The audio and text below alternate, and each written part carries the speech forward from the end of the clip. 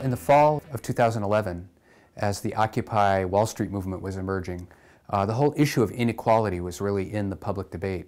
And Barrett Kohler Publishing contacted me to do a book on these issues of inequality, kind of a primer on who's the 1%, who's the 99%, and what do these inequalities mean for US society and the global society.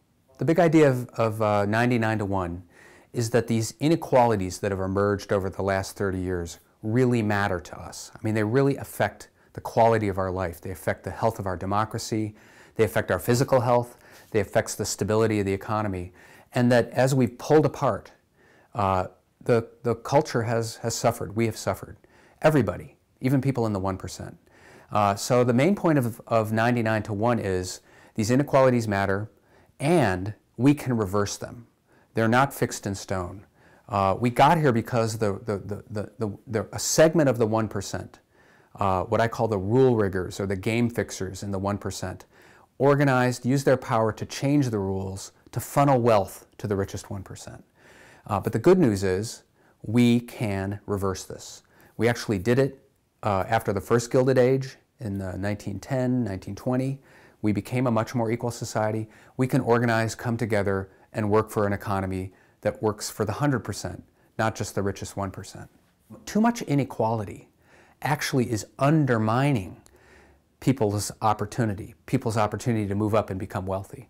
If you're in the bottom fifth, if you're in the middle fifth, the fact that we've pulled apart so grotesquely as a society is undermining your opportunity. And I think that one of the things that I've seen is people realize, oh, okay, we're not going to have a decent shot at having a decent life, even to become wealthy, if we keep dismantling our education system, if we keep dismantling the public infrastructure, all the things that helped a previous generation get on the wealth-building train. After World War II, after 1945, we taxed the wealthy at much higher rates, and we made investments in access to home ownership and education that lifted and built a middle class in this country. We consciously, as a society, organized to share prosperity. And the last 30 years, we've organized to pull apart. I feel like these issues of inequality have been at the center of my life. You know, I grew up in Detroit in the 60s, a very polarized city in terms of race and class. In fact, I remember when I was 7 years old, the riots in Detroit.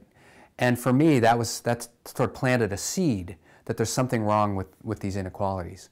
And so I pretty much devoted my life's work to reversing the inequalities that have grown. And so this book is really, 99 to 1 is an extension of the work that I've been doing. And in a way, it was a very easy book to write because I've been thinking about these issues and I've been organizing on these issues for 30 years. And so to sit down and tell the story of what's happened and what we can do was at the top of my mind.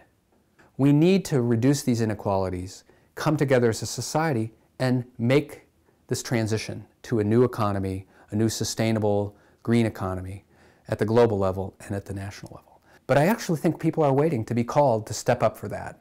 And I hope this book is part of that wake-up call and part of that invitation for people to come forward and participate in a new economy.